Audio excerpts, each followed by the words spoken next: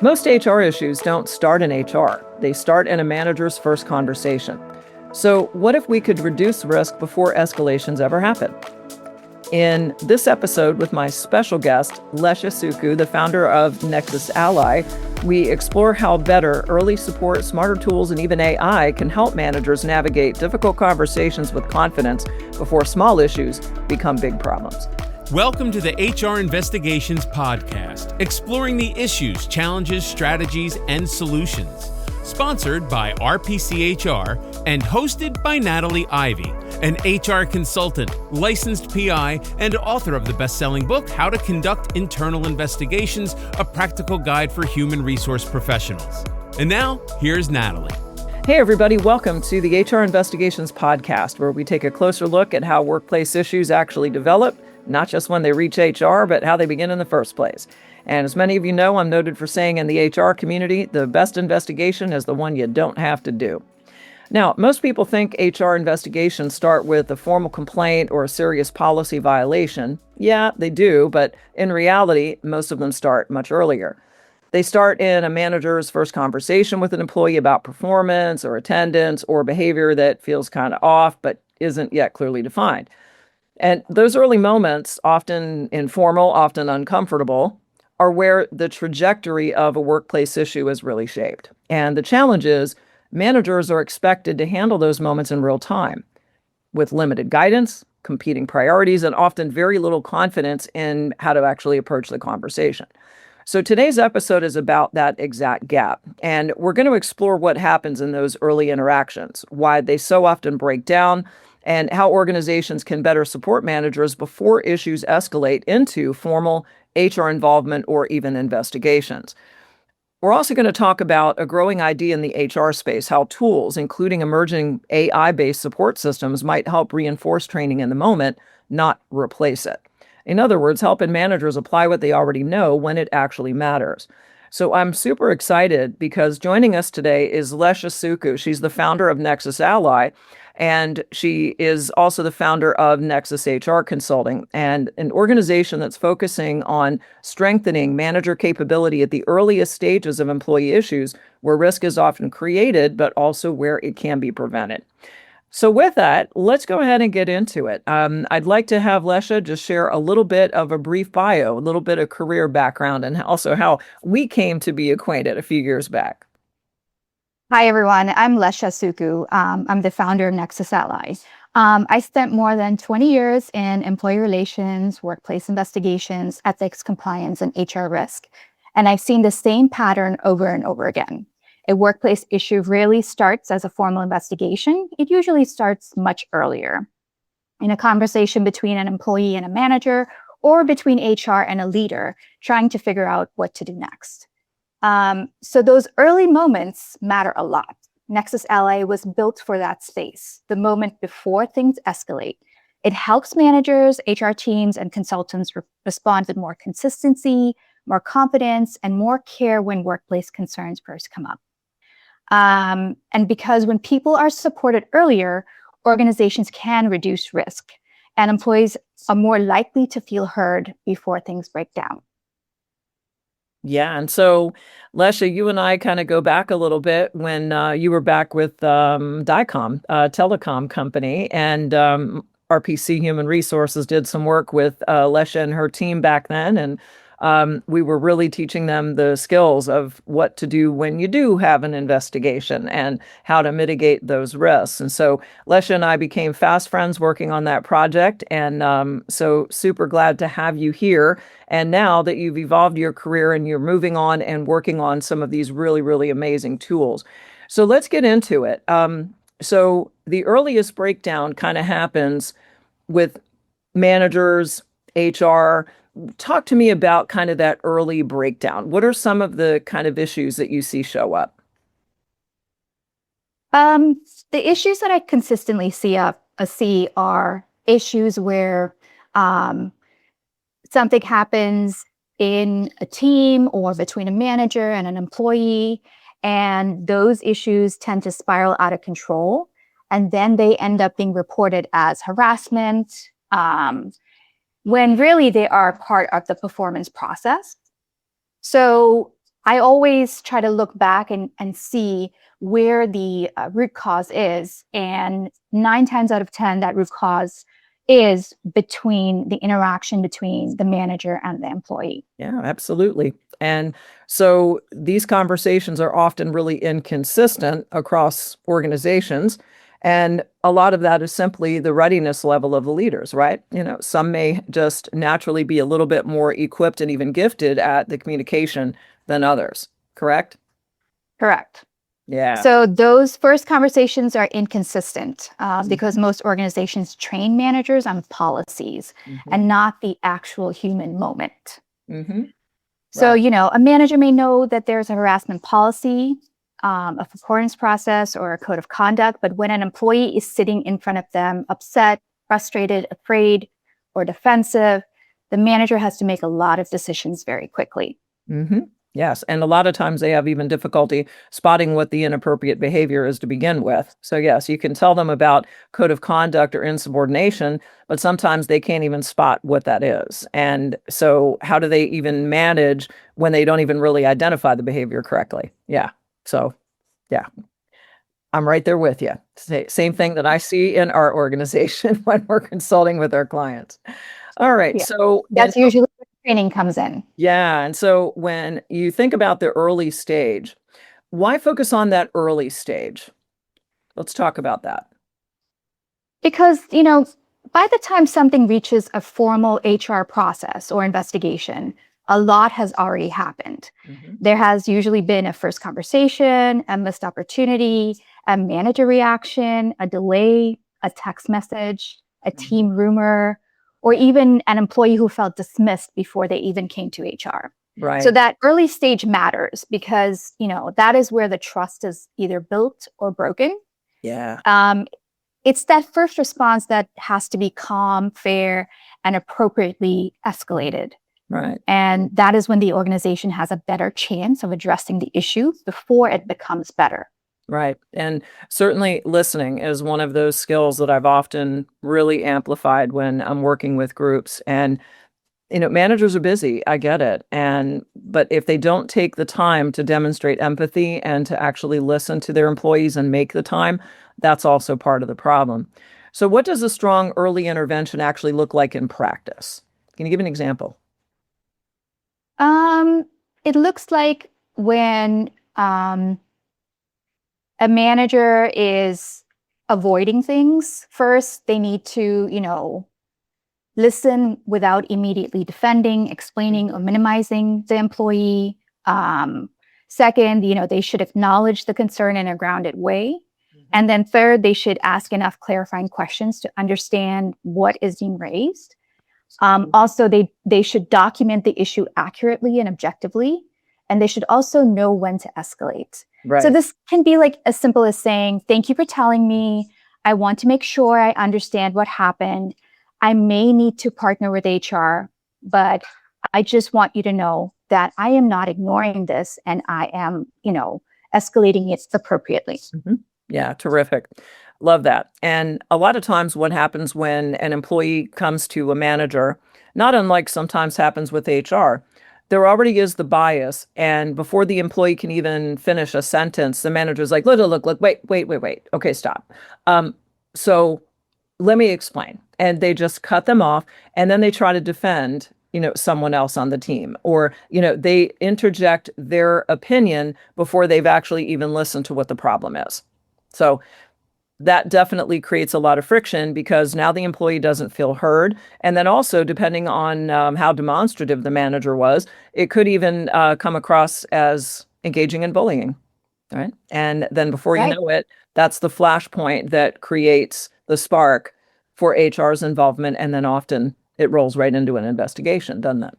Yeah. Yes, absolutely. Yeah. Right. So, when we think about this early manager intervention, right? This really is a risk mitigation strategy, isn't it? Yeah. It is. A little bit more about that. Definitely. Yeah. What are you seeing out there in your experience? Improving early manager behavior reduces risk because so many employment issues are shaped by what happens before HR gets involved. So when the managers respond appropriately early, Organizations are likely to preserve key facts, avoid retaliation concerns, identify patterns sooner, and show that they took the employee concerns seriously.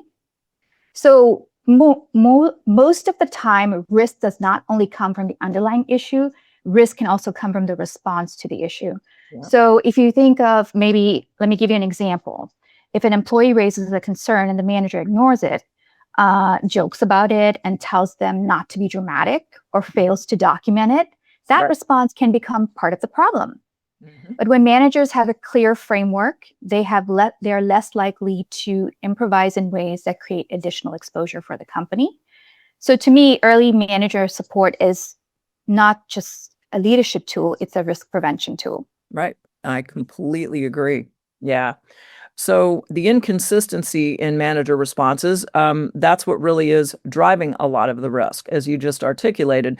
A manager that might even say, oh, okay, stop being such a drama queen over this. Look, this is the way the team decision is going to go, and blah, blah, blah. And they just cut the employee off and immediately label them as becoming overly dramatic, as you said, or problematic, and just completely not listening. And that festers. Yeah, those behaviors kind of add a little fuel to the fire. The employee's already unhappy, but then that response just kind of amps it up a little bit more. Yep, these are the cases that an attorney friend of mine calls them the snowballing, right?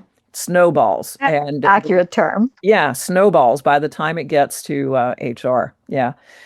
Why is it so hard for managers to really apply training in real-time conversations, Leshya? Why is that?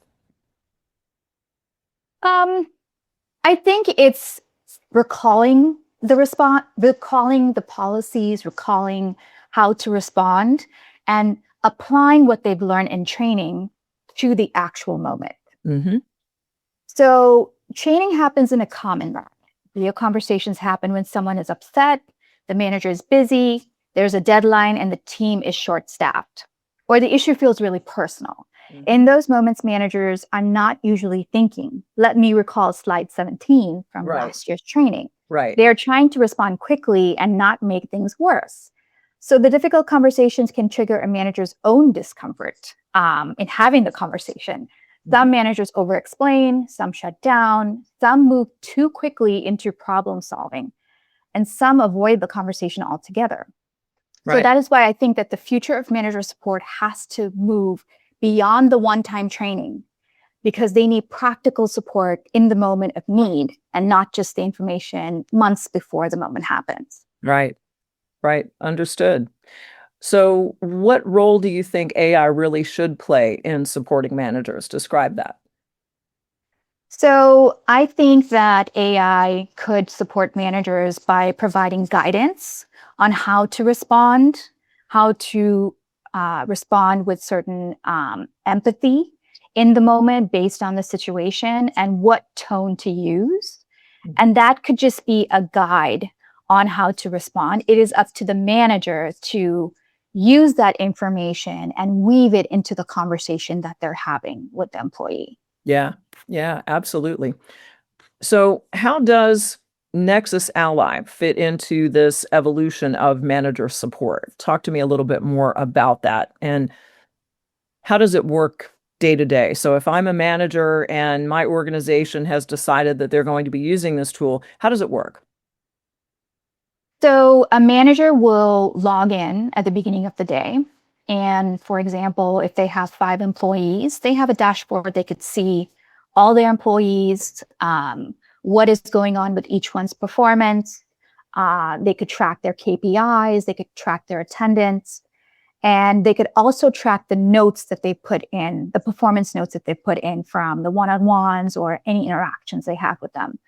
And so AI will, prompt them and, tell them exactly what the risk is for the day, or is there anything that they need to follow up on that's becoming an issue, for example, attendance, or, complaints from the rest of the team because KPIs are not met. So that is how AI and NexusAlly can help support that manager in the moment. Then it would help once that issue is selected, it will help the manager create a supporting script for the manager so that when the manager has that conversation, they are well prepared for the conversation. Mm-hmm.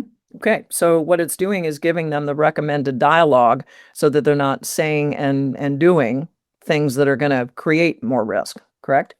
Right. Yeah. Super. So if organizations adopt this kind of approach, what changes first? Manager behavior, HR workload? Talk to me about that and also outcomes. So we would need to change manager behavior as well as HR support at the same time in tandem. So managers would need to be trained on the tool.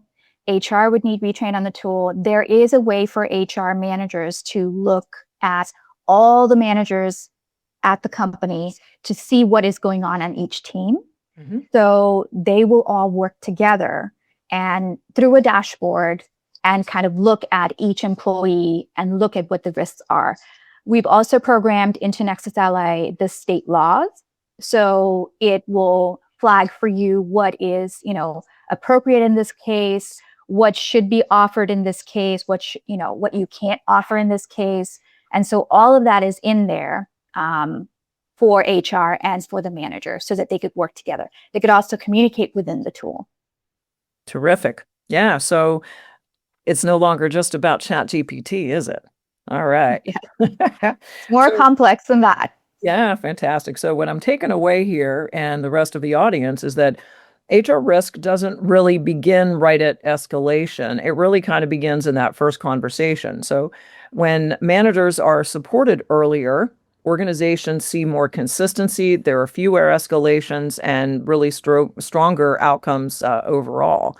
So, man, and I'll tell you, this is the kind of stuff that I've been out here preaching for years, and I really hope a few of our clients are listening because I've really been talking about this for a long time, and that often supervisors get promoted into positions because they're technically capable, not necessarily because they're coming equipped with the communication skills and even the understanding of regulatory compliance. They get thrown to the wolves. And then we wonder why, they're stepping on legal landmines, almost weekly. And then there are issues because we're doing such a shoddy job of it. We do a much better job preparing leaders to work in a safety sensitive environment by giving them PPE and teaching them about the risk. But yet there are so many inherent risks in supervising people today, and we do a terrible job of that. All right. So it sounds like this is a really great tool that organizations can benefit from. Yeah. So, Leshya, I really want to thank you for joining me on my show today. I know that I've certainly learned a lot. My audience has learned a lot. So if people would like more information about NexusAlly, so certainly you can go to the show notes for today's episode. And also, what is the website? Can you give the listening audience our website? It's NexusAlly, one word, NexusAlly.co. .co. Fantastic. Mm-hmm. Great. And you can find the podcast, of course, at rpchr.com. And you can just click on podcast, and that will also take you to the show notes for today's episode. All right, everybody, that is a wrap for today. I look forward to having you back for a listen on the HR Investigations podcast. See you next time. Take care. Thanks for joining us today on the HR Investigations podcast. Be sure to subscribe, like, and share the show with any colleagues who will benefit from our strategies and solutions. For free bonus resources, simply visit hr-investigations.com. And remember, if you'd like some help with improving your investigative skills, or if your organization is in need of an external investigator to help with the case, please get in touch with us. Thanks for listening, and we'll see you in the next episode.